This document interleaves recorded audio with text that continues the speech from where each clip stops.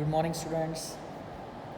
आज मैं आपसे एक रेजिडेंशियल स्टेटस के ऊपर बात करूँगा कि इंडिया में जो कोई भी रह रहा है, चाहे वो हम इंडिविजुअल हों, चाहे फर्म्स हों, चाहे कंपनीज़ हों, चाहे हिंदू अनडिवाइडेड फैमिली हों, जॉइंट फैमिलीज़, हर एक का एक रेजिडेंशियल स्टेटस होता है।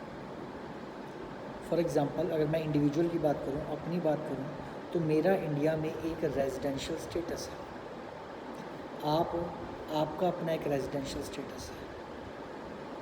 तो individual, firms, company, HUF, Hindu undivided family, हर एक का एक रेजिडेंशियल स्टेटस है। अब हमने सुना है कई लोगों के मुँह से, यार ये तो नॉन रेजिडेंट है, ये तो यहाँ का नागरिक है, ये बाहर का नागरिक है। ये सुना है काफ़ी। ये कैसे होता है, इसके बारे में हमें जानना है कि कैसे लोग डिसाइड करते हैं, कैसे हमें पता चलता है कि हमारा रेजिडेंशियल स्टेटस क्या है।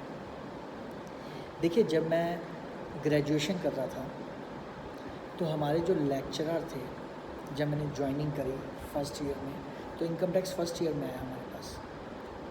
तो हमारे जो लेक्चरर थे, उन्होंने पहला जो लेक्चर दिया वो रेजिडेंशियल स्टेटस के ऊपर दिया, थोड़ा सा इंट्रोडक्शन के बाद। और 1-2 दिन लेक्चर देने के बाद उन्होंने हमारा टेस्ट कंडक्ट करने के लिए कह दिया। अब हम न्यू स्टूडेंट थे, थोड़ा सा एक माहौल होता है कि हाँ भाई नए हैं तो पढ़ना है, ये चीज़ है। तो उस वक्त की बात अलग थी, आज तो बच्चों का माहौल अलग हो चुका है।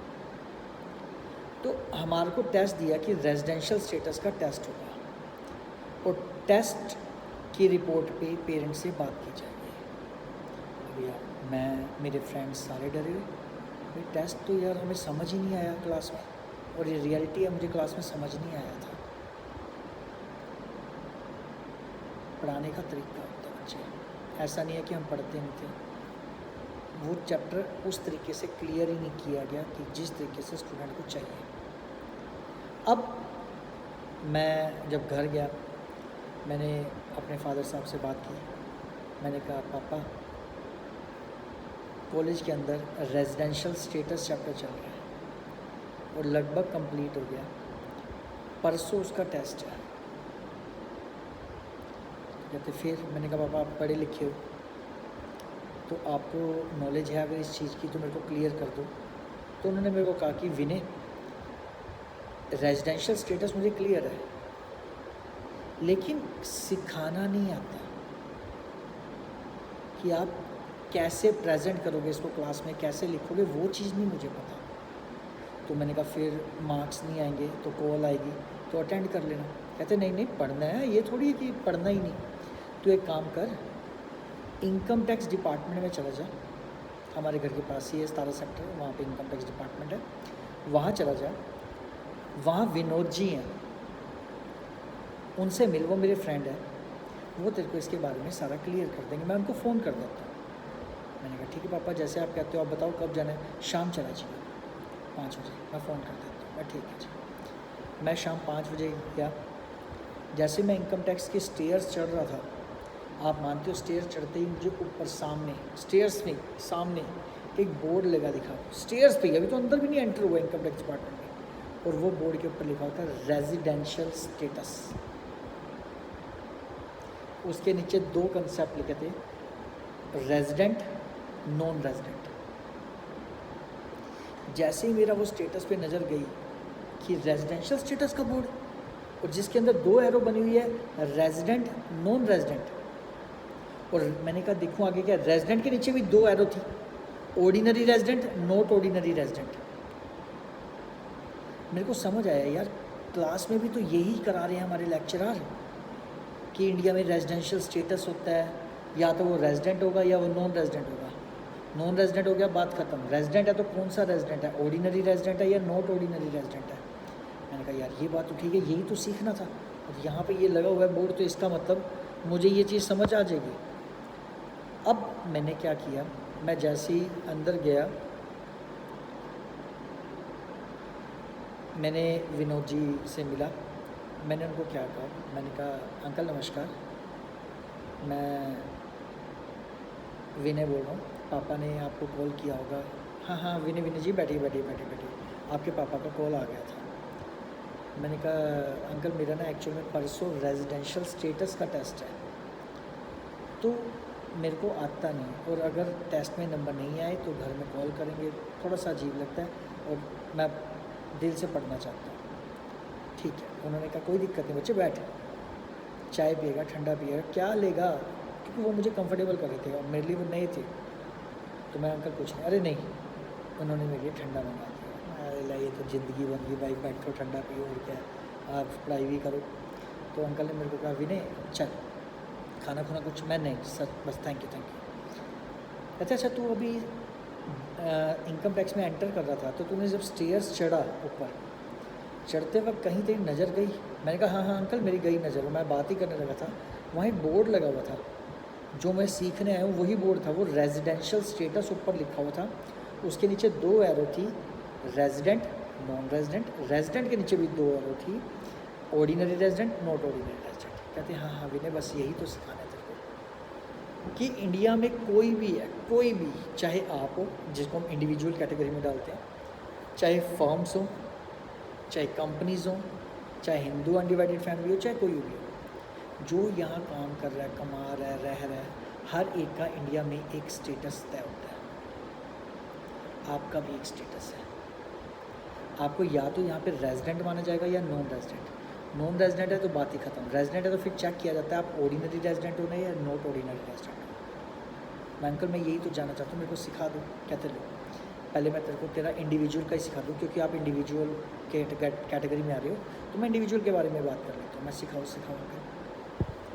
कहते विनय आपको पता है इस वक्त कौन सा साल चल रहा है? मान लो मैं अभी के हिसाब से बात करता हूँ। मैंने कहा सर अभी 2026-23 चल रहा है। कहते 2026-23 चल रहा है, जो साल चल रहा है इनकम टैक्स में उसको असेसमेंट ईयर कहते हैं। हाँ पता है अंकल मेरे को। कहते अच्छा जो चले के साल, मैं वो प्रीवियस ईयर, मतलब 2025-26, 24-25, 23-24, 22-23 एंड सो पीछे जितने भी चले गए साल वो सारे प्रीवियस ईयर है, और जो चल रहा है वो असेसमेंट ईयर। कहते विनय ठीक है, जो चल रहा है 26-23 असेसमेंट ईयर हो गया, और पिछले के सारे साल प्रीवियस ईयर, 25-26, 24-25।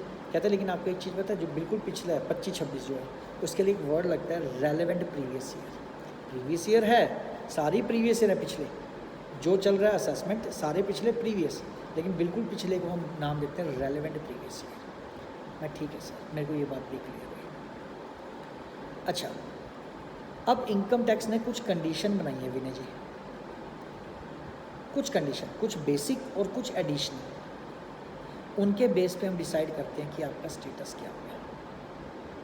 मैंने कहा सर मतलब इनकम टैक्स के अंदर कुछ कंडीशंस हैं, कुछ बेसिक और कुछ एडिशनल, जिसके बेस पे हम तय किया जाता है कि मैं यहाँ का रेजिडेंट हूँ या नॉन रेजिडेंट हूँ।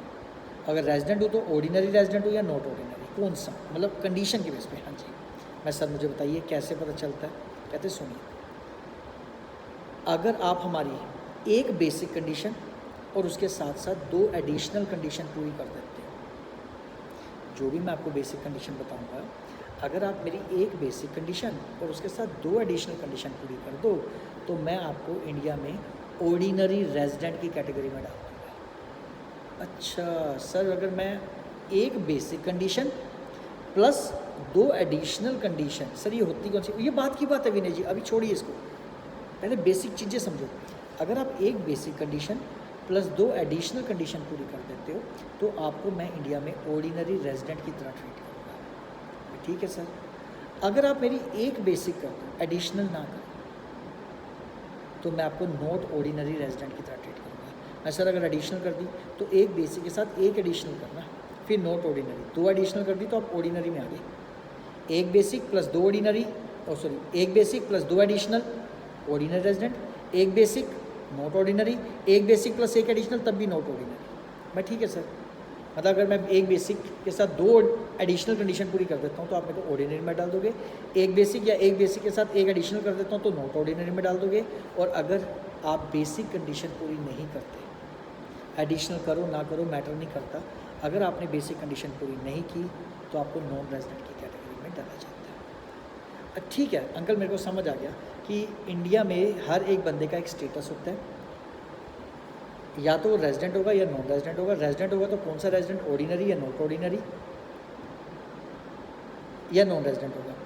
ऑर्डिनरी बनने के लिए मुझे एक बेसिक के साथ दो एडिशनल कंडीशन पूरी करनी है। नॉट ऑर्डिनरी बनने के लिए मुझे एक बेसिक कर दो तब भी नॉट ऑर्डिनरी बन गए, या एक बेसिक के साथ एक एडिशनल कर दूंगा तब भी नॉट ऑर्डिनरी। और अगर मैं बेसिक कंडीशन पूरी नहीं करता तो मैं नॉन रेजिडेंट की कैटेगरी में जाऊँगा। मुझे यहाँ तक बात क्लियर है। सर मुझको बता दो मेरी बेसिक और एडिशनल कंडीशन है क्या मेरे हमारे लिए इंडिविजुअल के लिए बनी क्या? कहते सुनिए, पहली बेसिक कंडीशन जो रेलेवेंट प्रीवियस ईयर है, आप समझे मेरी बात। रेलेवेंट प्रीवियस ईयर कौन सा? बिल्कुल पिछला। जो रेलेवेंट प्रीवियस ईयर है उस पूरे प्रीवियस ईयर में मतलब 2025-26 में आपके दिन काउंट होंगे कि आप इंडिया में कितने दिन हैं। आपको 182 दिन 182 डेज़ इंडिया में रहना पड़ेगा। सर एक साथ? मैंने तो नहीं कहा एक साथ, टोटल 182 डेज़ आउट ऑफ 365। 2025-26 में आपको इंडिया में 182 दिन रहना पड़ेगा, तो आपकी बेसिक कंडीशन पूरी हो जाएगी। मैं अंकल मैं तो रह नहीं सकता, आपको पता तो है मेरे ब्रदर बाहर रहता है तो मैं लगभग उसके पास जाता रहता हूँ। कॉलेज तो ठीक है चलता है, मैं छुट्टियाँ भी होती रहती लेता हूँ तो ब्रदर के पास जाता हूँ मैं, तो मुझे भी चले जाना बाहर। विनय जी ऐसा है, अगर आप ये बेसिक नहीं पूरी कर सकते, मैं आपको एक बेसिक और दे रहा हूँ, आप ये नहीं पूरी कर सकते दूसरी कर दो। मैं सर वो बता दीजिए, आप 2025-26 में 182 दिन नहीं रह सकते? मैं नहीं सर। तो 2025-26 में 60 दिन रह लोगे? सर मेरे को पहले यही बोल देते भैया। आप कह रहे हो या तो रेलेवेंट प्रीवियस ईयर में जो साल चल रहा है 26 तक, उससे पिछले वाले में या तो 182 दिन रहो। अगर 182 नहीं रह सकते तो 60 डेज मैं सर मैं 60 रह लूँगा।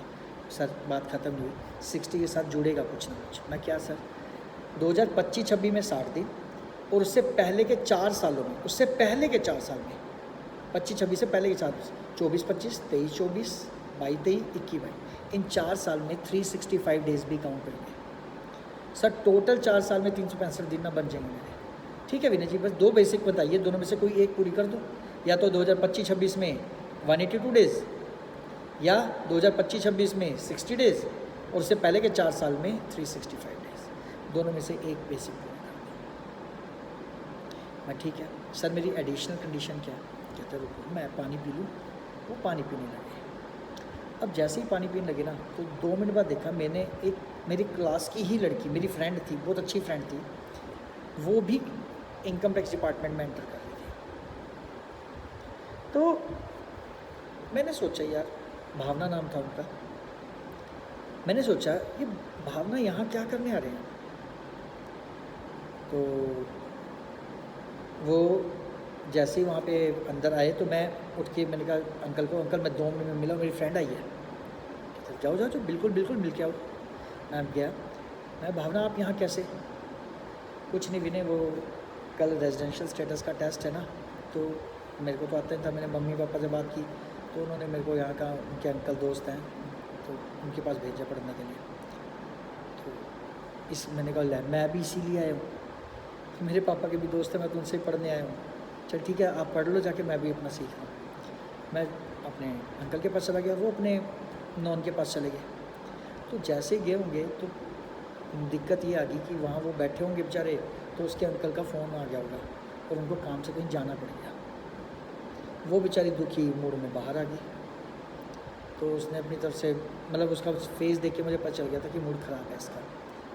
भाई मैं तो ऐसा नेचर का हूँ नहीं कि मेरे फ्रेंड्स दुखी हों तो मैं रह सकूँ। मैं तो गया उसके पास, मैं भावना क्या हुआ?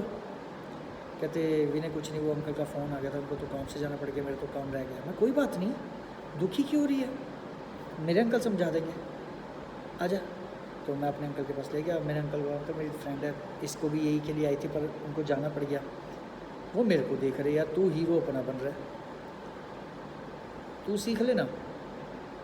मैं अंकल प्लीज़ रिक्वेस्ट है, मैं आंखों से रिक्वेस्ट है। तो अंकल बैठ जाओ।